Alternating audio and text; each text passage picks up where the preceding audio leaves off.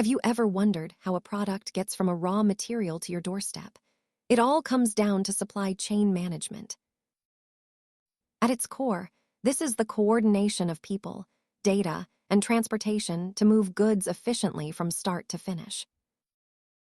Nearly 80% of global trade relies on these complex networks to ensure items reach markets on time and within budget. The process flows through sourcing materials, building products, distributing them to stores, and managing any returns from customers.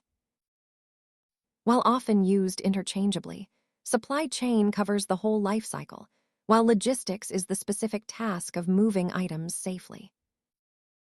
Transportation remains the largest cost for most businesses, followed closely by inventory storage and administrative overhead.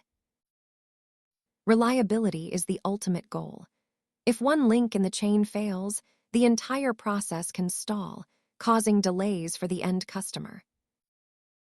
Understanding these flows helps investors see how companies manage risk and efficiency. Thanks for watching, and keep learning about how the economy works.